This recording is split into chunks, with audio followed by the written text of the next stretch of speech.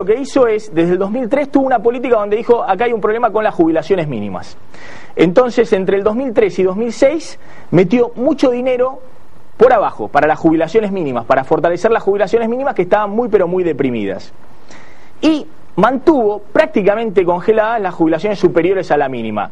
En esos 4 años, las jubilaciones mayores a la mínima y menor a 1.000 pesos aumentaron solo 22%.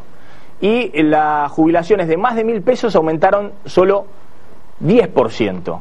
En años en donde se venía arrastrando mucha inflación. Recuerden, el año 2002 hubo una inflación del 40%. Entonces, ¿qué es lo que sucedió?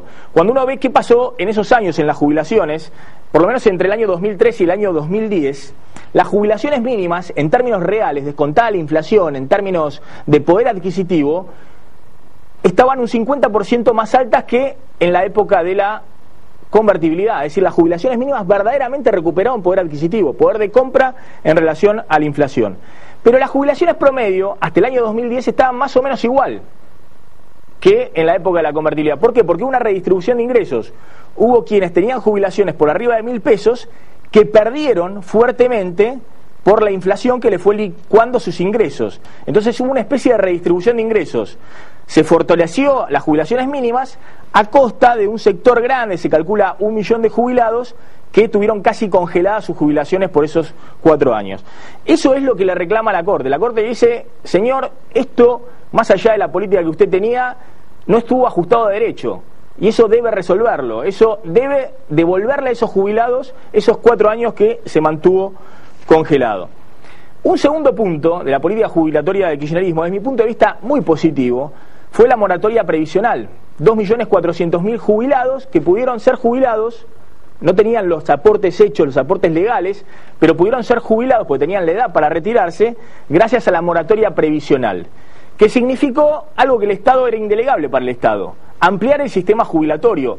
Esas personas habían laburado, sobre todo en la década del 90, en negro y no tenían los aportes suficientes. Entonces llegaban a la edad de 60 años las mujeres, 65 los hombres, y no podían quedar a la buena de Dios con 0 ingreso. El Estado debía reconocerles algo, tarde y temprano. Y eso fue un logro del kirchnerismo. En su época fue Sergio Massa, el titular de ANSES, estaba el propio Vudú.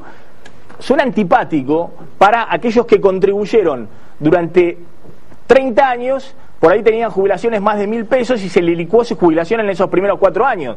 Pero la verdad que la política de inclusión, de universalización de la jubilación a través de la moratoria previsional fue acertada. Y un tercer capítulo tuvo la política previsional de kirchnerismo que también fue acertado, que fue la movilidad previsional, que se aprobó en octubre del 2008. Y que en los últimos años, sobre todo a partir de 2010, viene ganándole claramente a los salarios y ganándole a la inflación.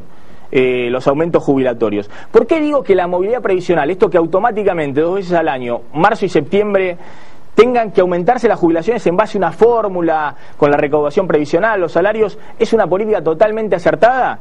Porque, entre otras cosas, impide hacer lo que hizo el kirchnerismo durante los primeros 4 años. Impide que en el futuro cualquier gobierno vuelva a hacer, como hizo el kirchnerismo, congelar una franja de los haberes jubilatorios para tratar de poner dinero por otro lado. Eso ya no se puede hacer nunca más, gracias a la movilidad jubilatoria, a la movilidad previsional. Ahora, dicho todo esto, que claramente muestra en un balance, yo creo, positivo, la moratoria previsional, la movilidad jubilatoria, el tema del fortalecimiento de las jubilaciones mínimas, hay una deuda que la Corte Suprema, insisto, la Corte Suprema de Justicia, no el juez Griesa, no un juez de Nueva York que le da la derecha a los fondos buitres, está diciendo esto deben resolverlo. Entonces, si la Corte dice esto, y la Corte es la que interpreta las leyes y dice acá no se ajustaron a derecho, hubo una ilegalidad por parte del Estado, en algún momento deben resolver ese problema. Y no significa entrar en guerra ahora con la Corte Suprema de Justicia porque viene reclamando hace 5 años que el Estado le dé una solución a más de 1 millón de jubilados. A ver, Eugenio Semino, una cosa es una cosa y otra cosa es otra cosa. Me parece increíble volver nuevamente con el tema de los 90 y las conspiraciones y demás, Clarín, cuando acá se está hablando de otro tema. No sé cuál es la opinión de Eugenio Semino, pero me gustaría que lo viera también Amado Vudú, que habló de este tema, también tratando de generalizar o meter en la misma bolsa algo que han